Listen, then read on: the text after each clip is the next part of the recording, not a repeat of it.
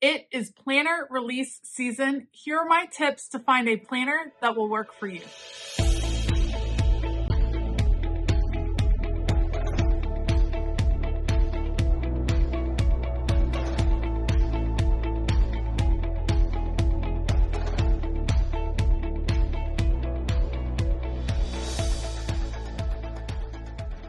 Hey y'all, I'm Elisa, the Scrappy Wife behind ScrappyWife.com, and planner release season is now upon us. We're about to see big releases from the Happy Planner, from Kelva Plan, from all kinds of companies that will have new and exciting planners for us for 2025. And before we get so excited that we end up purchasing 12 planners that we will never use, let's take a minute and figure out how to choose the right planner for you in 2025. All right, I want to open up with this piece of advice. You do not have to rush to buy your planner. It is August. We're going to start to see some of these releases come at the end of August, beginning of September. You have plenty of time to decide which planner is going to be right for you in 2025. You don't need to get caught up in the excitement of the release, because I have found, for me, at least in the past, when I get very excited and I'm just ready to buy all the things, I end up buying all of the things, and I end up with planners that I will not use or that I don't use in the future or never have used, and I'm excited to see them. So you have time. There is no need to rush. You don't have to run out and buy a planner. The Happy Planner very, very rarely sells out of planners. And if I'm being honest, if you wait, you can often buy them on sale, usually around Black Friday time, maybe closer into December. You're going to be able to find the planner that you love later on for a cheaper price. So keep that in mind. Start looking, start figuring out what some of your wants and needs are in your future planner. Take a little bit of time to evaluate how your planner worked for you this year. Did you need to change planners during the year? Did the size work for you? What did you think of the layout? Think through all of those things before you start rushing out and buying a planner. You don't always have to buy a planner just because you fall in love with the cover, or just because you love one thing about it. Take time, evaluate, and then you can make a smart decision. All right, as you are deciding your planner for 2025, I think the first question you need to ask yourself is, what binding option do I want in a planner? There are many different binding options out there. Let me explain some of them to you. If you have been watching my channel for long, you know that I love a disc-bound planner. Disc-bound planners mean they are bound with, like I said, a disc. There is a disc right here. Happy Planner discs have hearts in them, or sometimes other shapes. There are other companies that release solid discs, but it's the same concept. All of the pages within the planner are punched with what you would call a mushroom shape. The pros of a disc-bound planner: it allows you to very, very easily move pages around within your planner. It makes it easy to add in pages. It makes it easy to take out pages, and just adjust the order of things, which I really like, because I personally like to combine different planning layouts within one planner to organize different parts of my life. The disc-bound planning option works really well for me because I can combine several different things into one planner for the month. So that is the disc-bound option. Here's another example of a disc-bound option. This is my work planner. It's within a really nice folio from the Happy Planner, and it works really well for me. Disc-bound is kind of my go-to. That's definitely where I lean. However, you don't have to just do disc-bound planners. There are other options out there. I've borrowed my kiddos' planners for their school year to show you, because I didn't have any other options.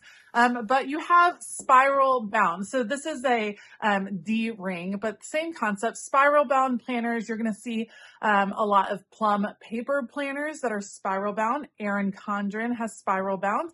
This is a blue sky planner. It has these rings, and the Happy Planner also has some of this type of ring as well. These, you do not move the pages around. So they're going to be in here. They're set. The plus of that is they're not going not going to fall off unless you like pull them out and tear them out.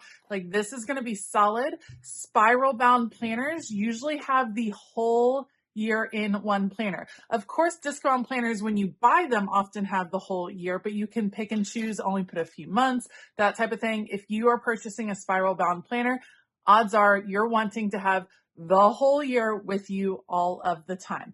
They can get bulky, they can get heavy. If you are wanting to have a smaller one, if you're picking a larger Erin Condren planner, those can get pretty big. There are, of course, smaller options just like this. So that is another option. That's probably the most common type of planner that we all had when we were growing up. For instance, this is my kiddos' school planner ready for the upcoming year. So spiral bound is an option as well. And then you have what I call book bound. This one happens to be a soft book bound planner. This is from Callie Danielle. This is what my daughter chose as her planner for this year. It's bound just like a book. So again, much like a spiral, you're not going to be taking out pages and moving them around. You get what you get. Everything is in one piece. This doesn't expand very well. So if you are someone that really likes to add a ton of stickers and a ton of decorations, this is going to get pretty thick pretty fast. So that is something to consider. But this is a really nice planner. It lays flat. It's going to have everything she needs all in one. I absolutely love the disc bound planners for kids, especially because, again, things aren't going to tear. It's not going to bend. This is going to be really helpful for her. So those are some of the options. The other one that I don't have an example of, think back to your classic ring bound planner, meaning like a binder style where you have the rings in the folio and you add in them, you can open them and you add in the pages. It's kind of like having a binder, but it has all of your planner pages in it. Pros to that one, much like the disc bound system, you can add in pages, you can move them around. They work really well. Sometimes those rings can wear out if you're opening and closing them all the time. Keep that in mind. But they often have a lot of beautiful covers, a lot of options. So that is something to keep in mind. You want to choose your binding option first because that'll help you figure out what companies you can go with or helps you narrow things down. So you have the disc bound, spiral bound, hard bound, or ring planner. All right, so after you've decided how you like your planner bound, whatever you decide, there's always going to be some size options for you. You just really need to decide, do you want small, medium, or large, and then adjust from there. So let's talk about small. I'm using these as an example. This is kind of my collection of planner inserts that I have available over my shop. I do have them available in 3 sizes, but this is what I call the tall size, like a little tall espresso drink, but the Happy Planner calls it the mini size. It is basically 4.625 inches wide, 7 inches tall. This is one of the smallest planners you can buy. The pros of the small planner, it's easier to keep up with. There's less stuff to fill in. There's less room to write, so you don't have to worry about writing so much. The decorating goes really fast because it's a smaller page to decorate. This fits in your purse or in your bag very easily. You can toss it in and out. So all of those are a pro to the smallest planner or the mini/tall size. The con is you don't have as much room to write. You don't have as much room to decorate. So if you're someone that likes to have lots of room for lots of stickers, then this might not be the size for you. So something to consider. Now, this is a size that I do not carry in my shop, and the Happy Planner does not carry it, but Plannything has had a planner that was the half letter size that I think a lot of people were really excited about. And I'm pretty sure that companies like Jane's Agenda also share some half letter size inserts. So that might be something to look into. This is a nice kind of happy medium. It is on the smaller side, so it's going to fit in most bags and a lot of our purses, things like that. But you do get a little bit more space in this type of layout. This one happens to be ready for daily action right here. You get a little more space to write. You get some, you get your disc bound option with this one from Plannything. It's an option out there too. It's not a super common size as far as the disc bound system. So finding accessories and things like that can be a little bit more of a challenge, but it is out there. So something to consider. That's kind of the small, medium. It's somewhere in the middle. I think the most popular size out there would be this size. This is a classic Happy Planner size. I call it the grande size because, again, we're going with those drink espresso options over on my website. So this is the grande size. It's a medium. It's 7 inches wide, 9¼ inches tall, 9 discs down the left-hand side. I love this size. This one is the happy medium for me. I have lots of room to decorate, lots of room to write, and it's not too overwhelming where I can still carry this places. So that's what I use for my catch-all planner and for my work planner, or what I have used in 2024. And like I said, I can easily carry it with me on the go. I can take it into a coffee shop. I don't feel like I'm lugging big books everywhere. So for me, this is still an on-the-go planner size. For other people, it's too large for on the go. So that's just up to you. Something to consider when you're deciding your size that I think some people forget to think about is how big do you write? So I tend to write a little bit larger. My handwriting is a little bit larger, so it doesn't work well in the smaller size, in the mini/tall size. I'm not great at fitting it in, like making my handwriting really small. If you have larger handwriting, if that's your natural tendency for how you like to write, then you should consider the classic/grande size or the next size that I want to share with you. And that would be, this is a big size. I call it the venti size over on my website. This is 8.5 by 11. So this is a full sheet of paper. Sorry, this one is overstuffed. So ignore how this one is just stuffed. It just has a ton of inserts in it. Some pluses. It's big. You're going to have plenty of room to write, a ton of room to decorate. If you're someone that has to take a lot of papers, handouts, things like that from work or school that you want to include in your planner, 8.5 by 11, this is easy to just punch those and pop them right in to your disc-bound planning system. It gets big. This one is extra big because it's holding too much at the moment, but it gets big. It's heavy. It's carrying a full-on extra binder with you. So I would say that this one is less portable. Most people I know that use the venti size, the big size, those are their planners that kind of live at home. They enjoy decorating them. They enjoy using them. They don't take them on the go. I would say this is not really an ideal on the go planner unless you're someone like a teacher that maybe needs to bring the planner back and forth from work, but also needs all of the room. So that's something to consider. I think I have been tempted in the past to go to the size. What intimidates me about this particular size is that it's a lot to decorate. It's a lot to decorate. It's big.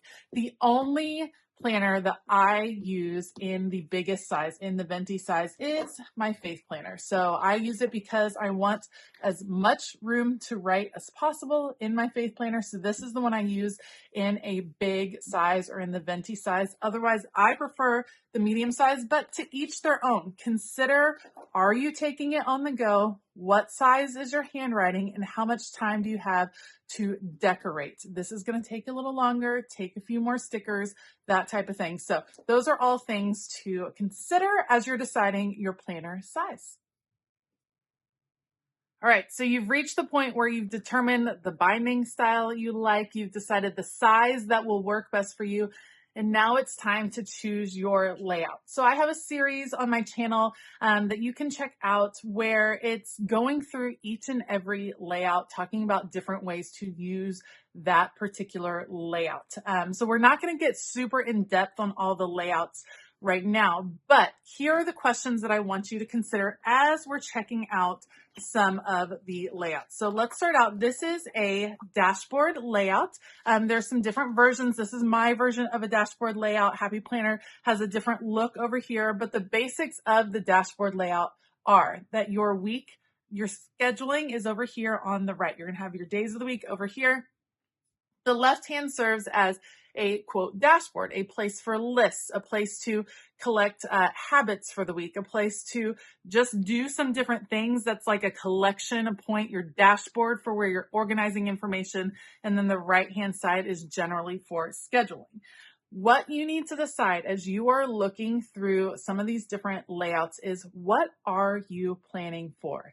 Take some time, make a list on a separate sheet of paper. Are you planning for a family schedule? Are you planning for a lot of medical appointments or appointments of different types? Are you planning for work or personal life, or putting them together into one? Are you planning for fitness, wellness, finances, faith, all of those different things that you are wanting to use a planner for? You need to have a list to help you decide what layout is going to work best, either for each specific category, or what layout is going to work best for you to combine those different categories together. That is so important. Instead of just rushing out and buying a planner because you love the cover of that planner, think about how it's going to function for you. So definitely take some time, make that list. And in fact, let me know down below, what are the types of things that you are wanting your planner to do for you? What are the things that you are planning for, that you're looking for? Let me know down in the comments below. I'd love to hear from you, because I am always inspired by the way people use their planners. All right, this is the lined vertical insert. Love the lined vertical insert. It is a very functional, if you are like a list maker, if you like to plan out hours of your day, this one works really, really, really well. I also have a faith insert right here. Let me get to that faith layout, which allows you to have lots of room. This is going to be very similar to the horizontal layout. So horizontal layout is one that you're going to be able to find with a lot of different companies. Let me just open up this horizontal layout so I can show you what it looks like. It's going to be similar to my faith layout, except you're not going to have the boxes there on the end. Horizontal layout, I think, is the layout that many of us had growing up. Allows us to kind of write more in sentence form, make some lists, that type of thing. Very common layout, and again, available from a lot of different planner companies.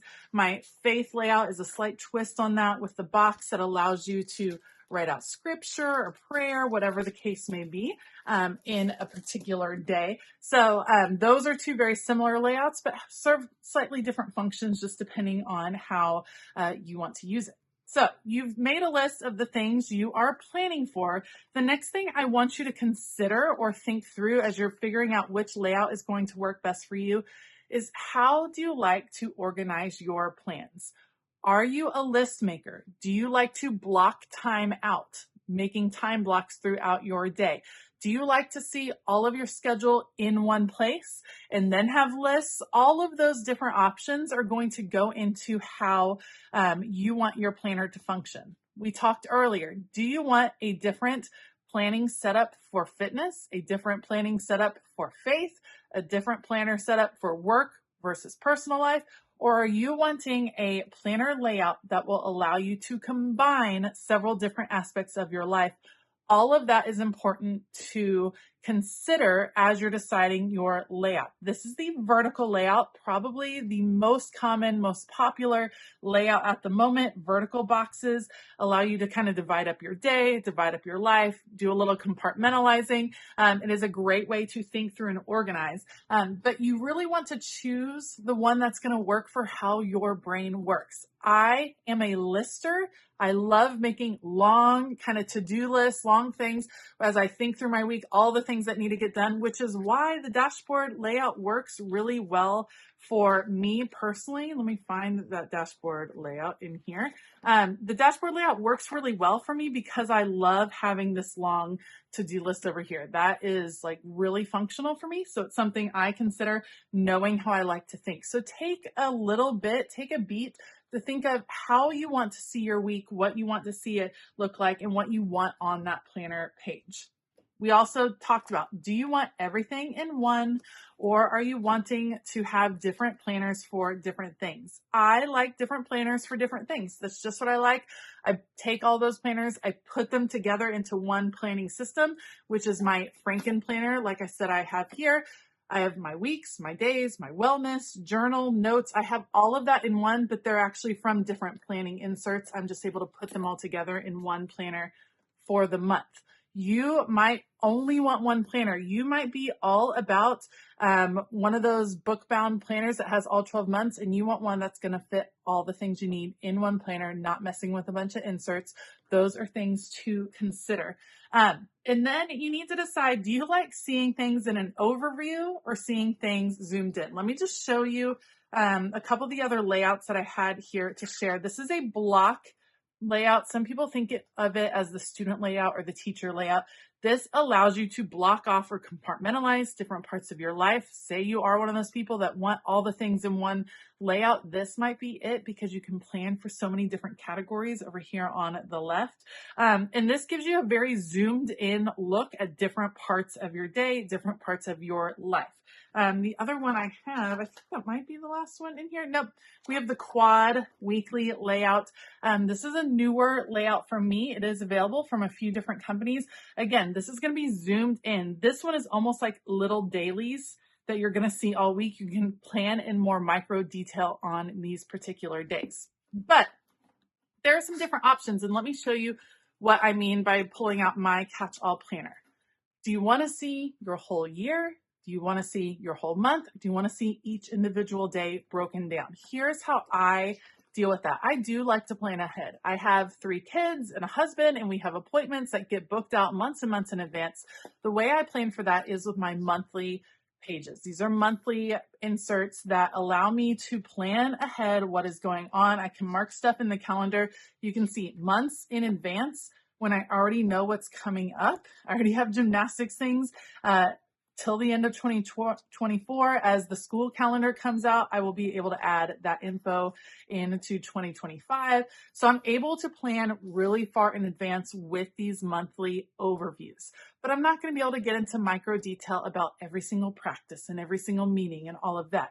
So as I zoom in my planner, I go into more of the overview, and then I like this. This allows me to get really close into each day, see what's scheduled for that particular day, make some lists over here. That works for me. Some of you like to zoom in even more, and that would be with the daily pages. So this is my daily page. I'm just going to cover this up because sometimes I do a little bit of journaling over here, but this gives me a way to do this specific day. What is going on in this day? What's my schedule? A really long list for all of the things, my work, my home, my personal, all the kids things, all right here.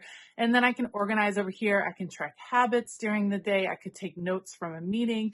That's what a daily page is for. It allows you to kind of jump in a little bit deeper on what is going on and give you that really micro look as you're zooming into your day. So that being said, you need to decide, what are you wanting to see in your planner? Do you only need an overview? Maybe you don't need daily pages. Maybe that's not something that's going to work for you. Maybe you are someone that has very busy days and it would be helpful to break down those days. You might be looking for a planner that has daily page options. Consider all of those things as you're deciding what layout, what planner, what system is going to work best for you. All right.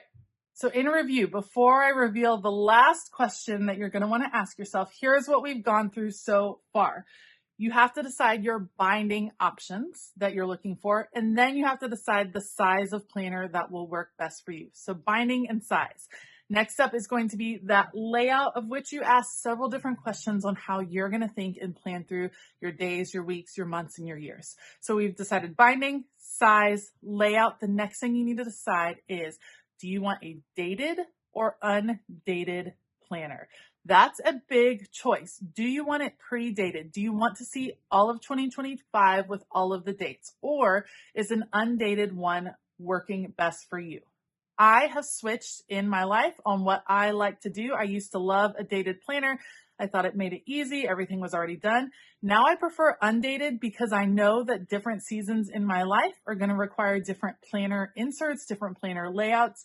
So I like the ability to switch without feeling like I'm wasting pages. I don't like to waste planner pages.